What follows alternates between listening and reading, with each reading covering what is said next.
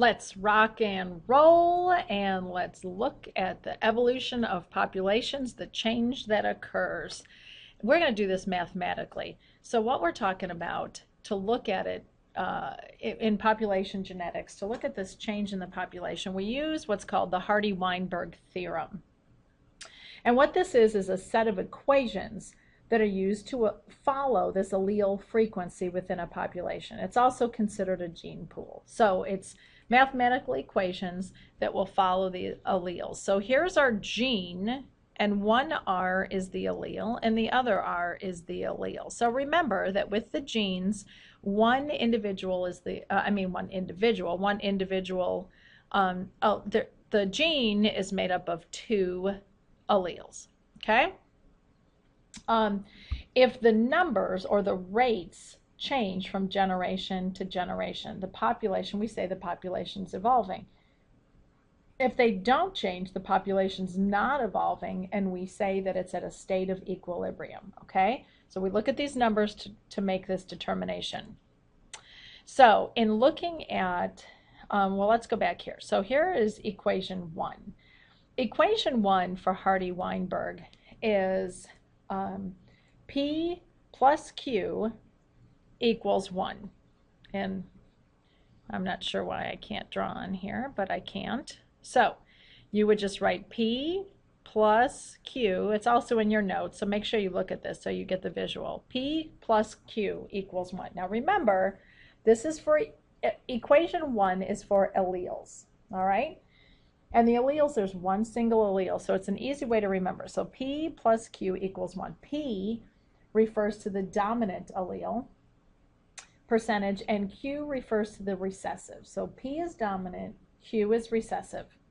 Together, P plus Q must equal 100% of the gene pool, or 1.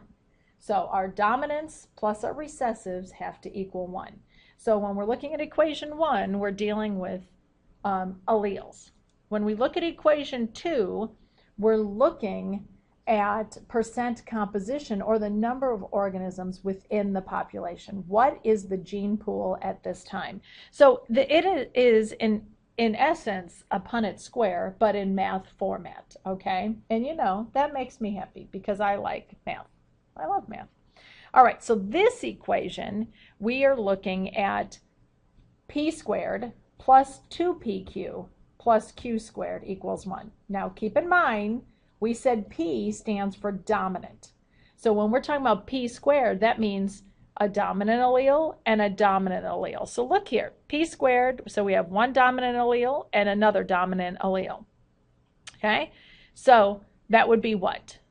It's homozygous recessive. What would be 2PQ? What's P? Dominant, Q is recessive. So you can see here, we're talking about heterozygous. Instead of homozygous dominant, now we're heterozygous. Q squared, we said Q represented the recessive alleles. So if we have Q squared, that means we have two recessive alleles, which means we have homozygous recessive. All right? So equation 1 is P plus Q equals 1, and this is for alleles. Equation 2 is P squared plus 2PQ plus plus Q squared is going to equal 1. Both of them equal 1. We're either P plus Q when we're looking at alleles, or P squared plus 2PQ plus Q squared is going to equal 1. All right? All three of these have to add up. All three of these have to add up to 1. Both of these have to add up to 1 with the alleles. Okay?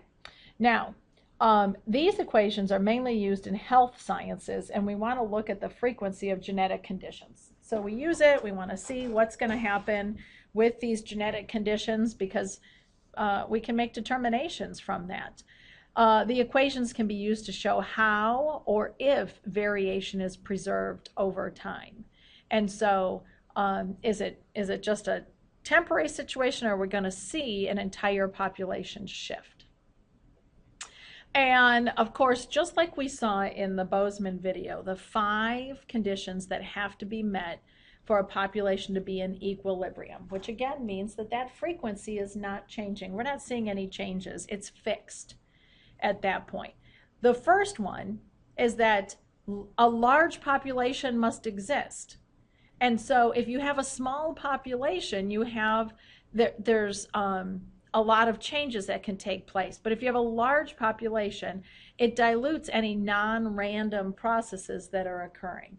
And so the larger the population, the less chance that you're going to see change. And just like we showed, if you cut that population, it's the pinky finger. If that population shrinks in size, we're going to see change. The second one is random mating is occurring. Remember, the ring finger is the couple, and it is non-random mating. So if random mating is occurring, we're going to stay at equilibrium. If we have non-random mating, if we have preferences over one trait or another, then everyone's not going to be equal in fitness, which is, of course, survive to reproduce. And so you're not going to have that, it's not going to be random. So we want to have random mating if we want to keep the population at equilibrium. Non-random mating leads to changes in the population. The third one, that middle finger, is for mutation. Remember, he said mutations. And if the population is going to stay at equilibrium, then we have no mutations are occurring within the genome. There's no mutations that are occurring. There's no random, unforeseen change due to some sort of environmental stress. We don't see that occurring. And so if it is occurring, we're going to start seeing changes in that population. We're going to start seeing shifts. The fifth one is that index finger. Remember, that's pointing in a different direction, and that's showing migration. It's showing movement. If we want to keep a population at equilibrium, or if a population is to stay at equilibrium, then we're not going to have any migration in or out. We're not going to have any immigration, or we're not going to have any emigration. So we're not leaving, we're not coming in. The population is not being influenced by any other environmental factors, and so or any other factors as well. Once you start having that movement, then you're going to see changes in the population.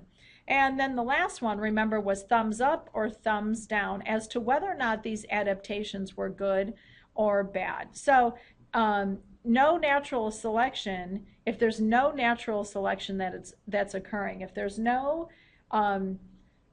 adaptations that are good, and you're not having any changes occur, then it's not going to affect the population size. So nature favors all equally in terms of fitness if there's no change. But if it's not, if there's a thumbs, if you have thumbs up or thumbs down, if there's an effect on that adaptation, if the adaptation is good or bad, then we're going to see a change. Okay? Wow, that's it. We got another quick one. I know you're sad, but we have to go.